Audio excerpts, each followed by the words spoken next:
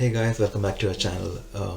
As many of you had seen on my Facebook and Instagram stories that I was taking a small break from doing YouTube videos for the channel, and as the title suggests, I was going through a really bad phase of depression, mental health issues, stress, anxiety, and I wanted to do this vlog as my comeback video because this gives an answer to a lot of people as to why I took that drastic step, as well as I want this video to be a platform where others can open up about their mental issues as well.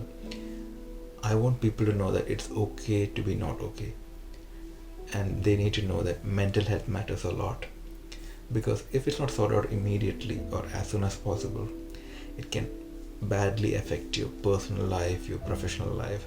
And if you take my case, it became so difficult that I was not even sure whether I'll ever be able to stand in front of a camera and do another video ever again. So this is what happened to me. So the first signs of mental stress or anxiety that I got was when I started feeling like an absolute failure. Like I wasted my entire life doing nothing, achieving nothing. I had this thought that I had nothing to showcase to the world of what I had done so far. So ever since I turned 18, a lot of decisions that I took in my life was completely independent, apart from some really big ones like, moving halfway across the world to New Zealand from India. So the path that I created was solely based on what I wanted to do, what was in my mind, my thoughts, my dreams. So everything that I did had a touch of who I was.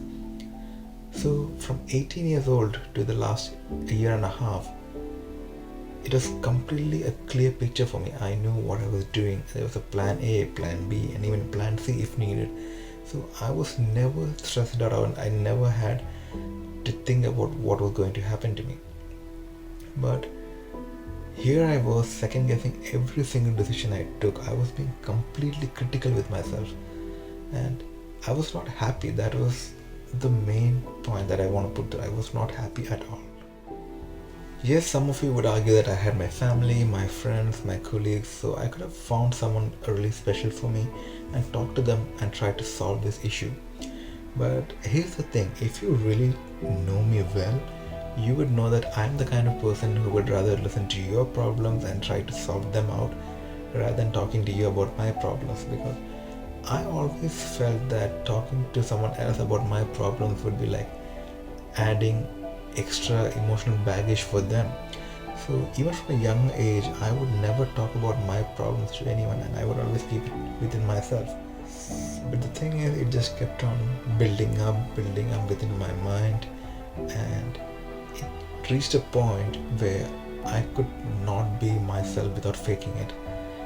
There were a lot of situations that I was living each day as two different persons. Outside I was this cheery, bubbly, really happy person who was always smiling around the guests, his colleagues, his friends.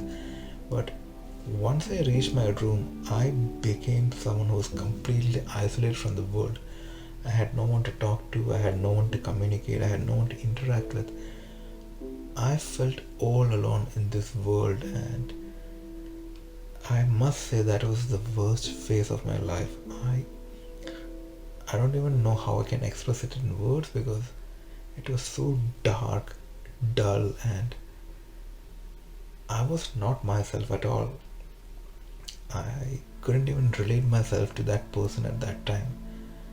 Like, to fake for so many days to others, showcasing all this fake happiness was definitely taking a lot of toll on my mental health. And it reached this point where I thought if I kept this going, I would mess up my life really bad. So I had to put a stop to it. So for a very ordinary guy like me, I have some really big dreams. I really want to open my own bistro one day. There's a topic that I did a lot of research upon when I was back in university, on which I really want to do a PhD. And obviously I really want to become a famous YouTuber one day. But a lot of issues came up which I had no control over at that time. Plus, with the state of my mind, it was a really bad situation for me, and I could see my group being loosened on my dreams, and I could see a dark shadow being cast over my future. It was a really terrifying situation, and I knew that if I did not talk to anyone about it, I would end up doing something that I would definitely regret for the rest of my life. And that's when I decided to open up to my parents and my friends about it. So one of the main reasons why I was not ready to open up to my friends and family was because of my social upbringing, if I could say that. And it's not the fault of my family or my friends. I'm talking in general about the society I grew up. If someone talked about their own mental health, or if they mentioned that they were suffering from anxiety or depression, they were instantly tagged as mentally unstable, and instead of helping them solve that issue, they only made it move worse.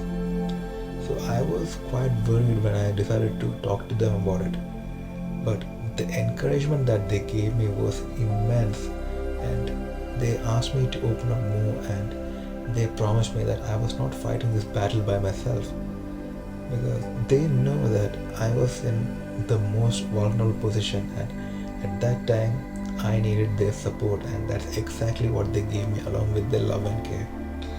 So no matter how much I thanked them, it would never be enough for pulling me out of that dark pit that I was in at that stage of my life. Something that I really want you guys to take away from this video would be that do not label someone who's suffering from depression or anxiety or any sort of mental health issues as a weird lunatic, because at that point what they need is your help and your support. Talk to people, talk to them, listen to what others have to say. Even if you're busy, take some time out to talk to your friends, check up on them, like how are they doing, because I feel lucky that I have this platform over here on YouTube where I can express what I was going through and let the world know. But I know for sure there are millions around the world who have no voice to express about their sadness, their fears, or even the simplest of problems that they face in their life could be really large for them. So I would urge each and every one of you to just check up on your loved ones, make sure they're okay, and if you see that they are not being themselves, just talk to them. All they want is to know that you are by their side no matter what. So before I conclude this vlog, I just want to tell you guys that it's okay to be not okay. If you're going through a situation similar to what I've been through, open up to your loved ones, and I promise you that they would definitely encourage you, support you, and care for you to the last moment. Understand that your mental health matters, and no matter what others say, this time too shall pass. Be strong, be happy, always keep smiling. I hope this vlog has been helpful for some of you guys out there. If you ever want to talk about any of your mental health issues, or if there's anything that you really want to talk about, my comment box and my direct message on social media are always open to you guys.